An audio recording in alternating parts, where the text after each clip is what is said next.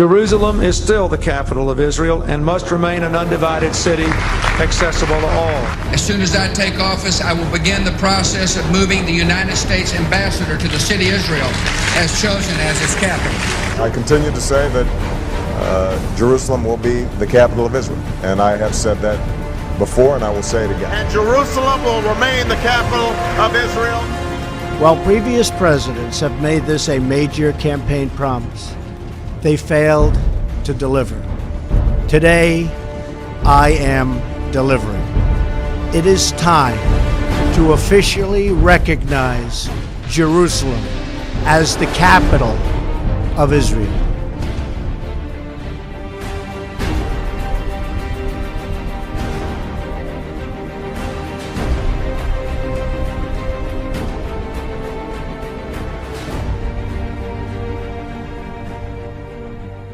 Ulysse Gosset, coup de tonnerre diplomatique international avec ce que dit Donald Trump, et les réactions n'ont pas tardé, bien sûr. Oui, c'est un véritable tremblement de terre qui sans doute annonce une crise diplomatique profonde, puisque même les principaux alliés des États-Unis dans le monde arabe, à commencer par l'Arabie Saoudite, sont extrêmement inquiets et jugent que cette décision est regrettable. Alors qu'a dit Donald Trump? C'est quand même l'essentiel. Eh bien, pour la première fois, contrairement à ses prédécesseurs, il reconnaît officiellement Jérusalem comme capitale de l'État d'Israël. C'est une décision emblématique, c'était une promesse de campagne qu'avait fait Donald Trump à ses électeurs, et au passage il a égratigné tous les présidents qui l'ont précédé, de Clinton à Bush en passant par Obama, qui eux avaient repoussé la décision pour ne jamais la prendre. Un manque de courage, a dit Donald Trump, et lui a dit, eh bien, je l'avais promis, je le fais. Et donc, Jérusalem, dans sa totalité, puisque vous savez que Jérusalem était à l'origine séparée en deux, l'ouest sous le contrôle d'Israël et l'est sous le contrôle de la Jordanie et des pays arabes, jusqu'à la guerre des 6 jours. Jusqu'à la guerre des 6 jours. Jusqu'à la guerre des 6 jours.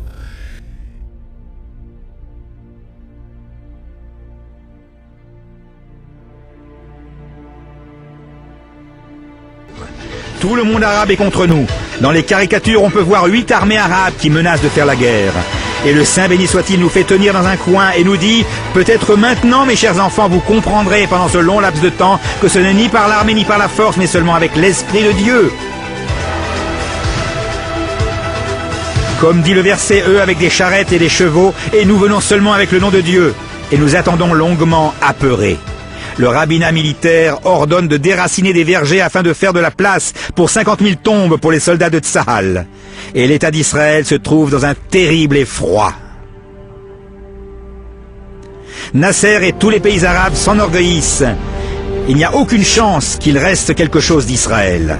Il y a une caricature d'Israéliens en maillot de bain, à qui il ne reste plus qu'à plonger à la mer, et 8 canons de tank des 8 armées arabes sont pointés sur lui. C'est une caricature qui est apparue dans le journal libanais Al-Jamida. Que vous reste-t-il, Israël? Vous n'avez aucune chance, les pays arabes appellent et se préparent à la destruction d'Israël. Et le monde entier observe ceci sans aucune réaction. Ça nous rappelle la sortie d'Égypte, nous étions à la frontière, et il ne nous restait plus qu'à nous enfuir vers la mer, et tous les pays arabes nous entouraient. Ça nous rappelle ce qui se passe aujourd'hui. Nous n'avons pas d'autre possibilité, soit nous enfuir vers la mer, soit nous retourner vers le Créateur du monde.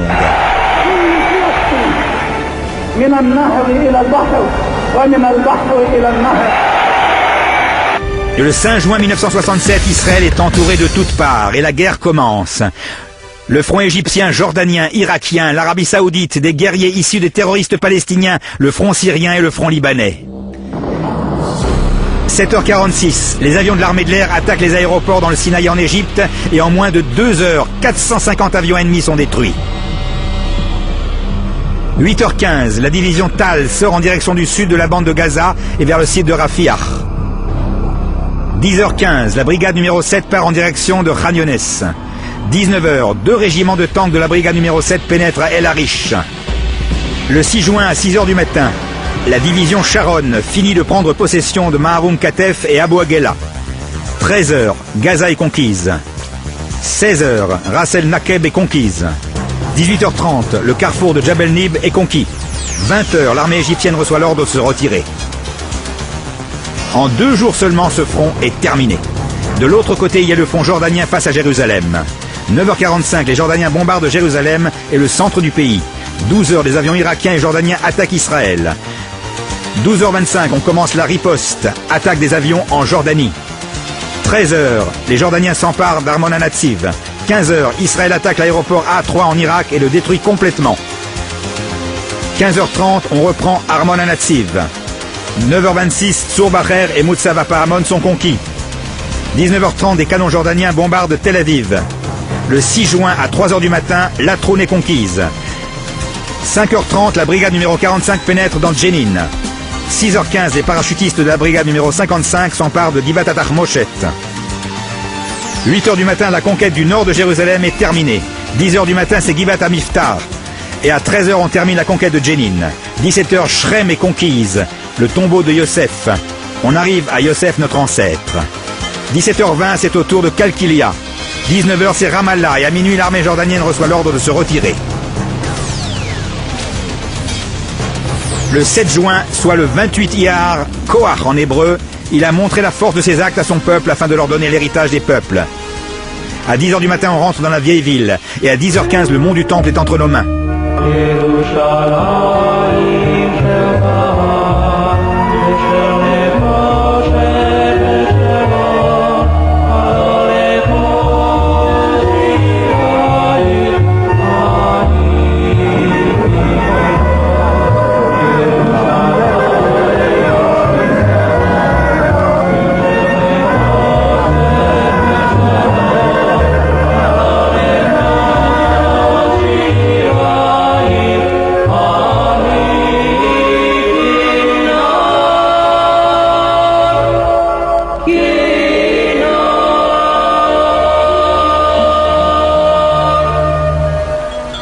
« 13h, tout le carême est conquise.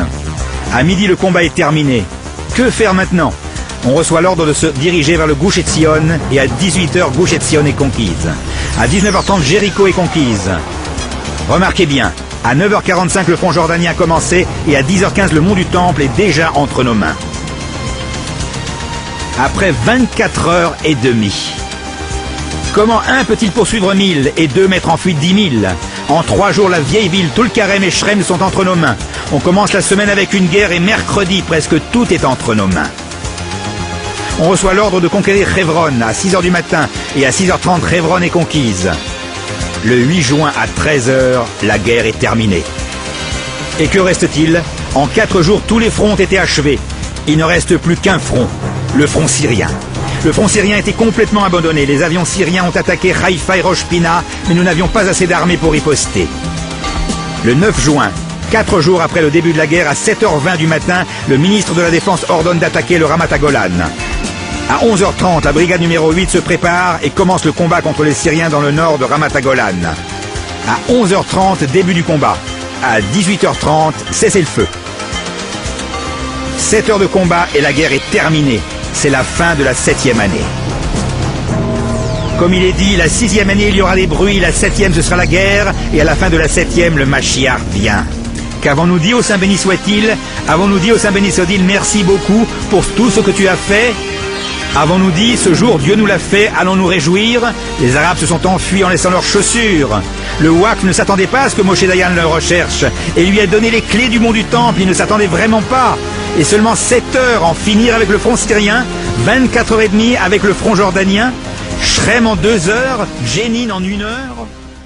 Et là, Jérusalem-Est, qui est considérée comme occupée par la communauté internationale, par la France en particulier, devient, du point de vue américain, la capitale d'Israël. Et Donald Trump a annoncé qu'il avait ordonné de commencer les préparatifs pour transférer donc l'ambassade qui est actuellement à Tel Aviv, l'ambassade américaine à Tel Aviv, à Jérusalem. Alors ça va prendre du temps, mais c'est quand même une décision qui est annoncée officiellement et Donald Trump a signé, vous savez comme il le fait à la télévision en direct, il a signé l'ordre de préparation de transfert. Juste un dernier mot. Pour tenter d'apaiser les Palestiniens, et ça va être difficile, il a annoncé quand même qu'il allait soutenir la solution de 2 États, un État israélien et un État palestinien, en disant c'est pas parce que Jérusalem est reconnue comme capitale qu'il n'y a pas aussi une place pour un État palestinien. Mais on voit bien que ce soir, ça risque d'avoir peu d'effet dans le monde arabe où on affirme que c'est une décision absolument regrettable. Mais la question est toujours en suspens jusqu'à aujourd'hui. Comment se fait-il que les Syriens se soient arrêtés sur la rangée de collines de Ramat Golan? La réponse est écrite par un combattant du Mossad qui a questionné le commandant de la 9e division syrienne dans le Ramat Golan. Ils ont demandé au commandant de la division « Pour quelle raison vous êtes-vous arrêté dans la rangée de collines de Ramat Golan ?»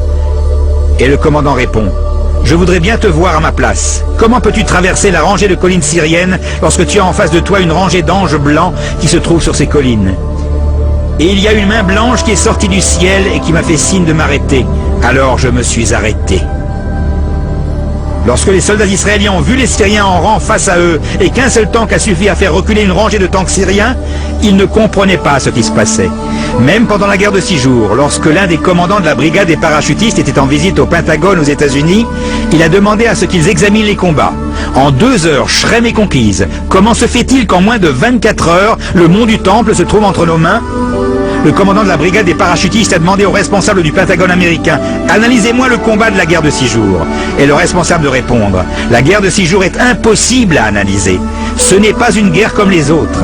On ne peut rien apprendre de cette guerre. C'est un miracle. It's a miracle. C'est un miracle. Ce n'est pas logique. »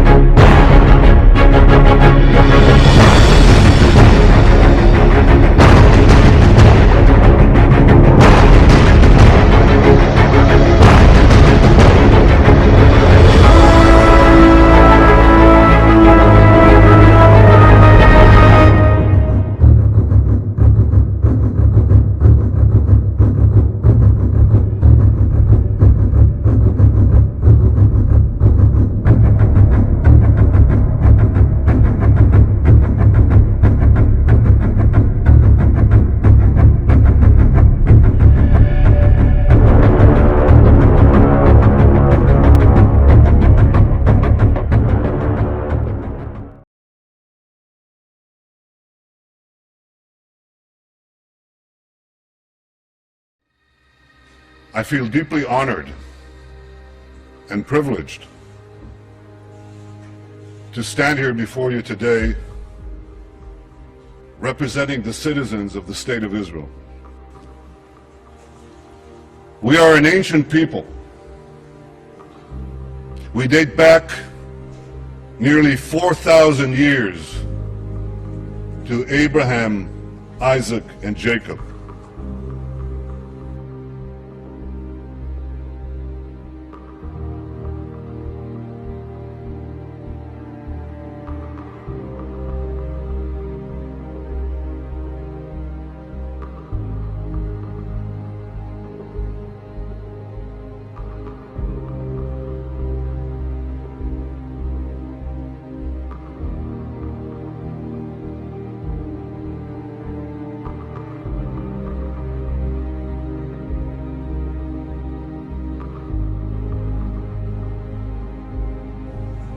We have journeyed through time. We've overcome the greatest of adversities. And we reestablished our sovereign state in our ancestral homeland, the land of Israel.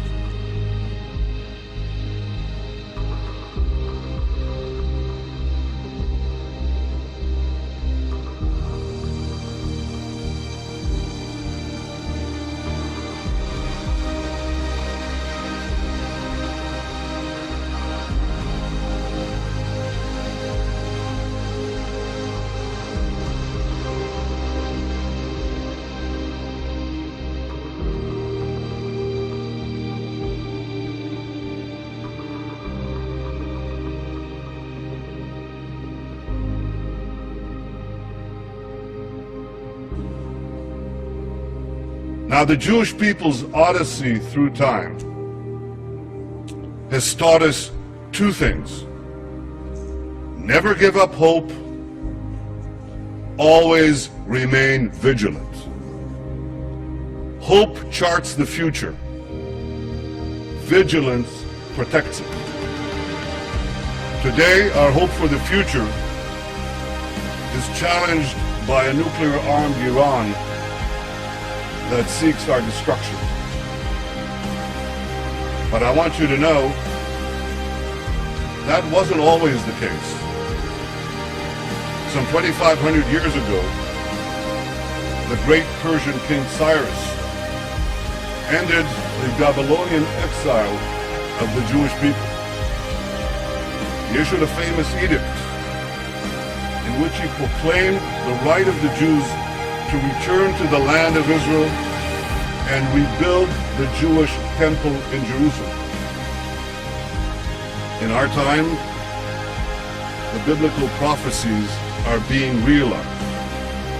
As the prophet Amos said, they shall rebuild ruined cities and inhabit them. They shall plant vineyards and drink their wine. They shall till gardens and eat their fruits. And I will plant them upon their soil, never to be uprooted again. ושבתי את שבות עמי ישראל, ובנו ערים נשמות וישבו, ונטו כרמים ושתו את יינם, ועשו גינות ואכלו את פריים, ונטטים על אדמתם, ולא ינטשו עוד. Ladies and gentlemen, the people of Israel have come home, never to be uprooted again.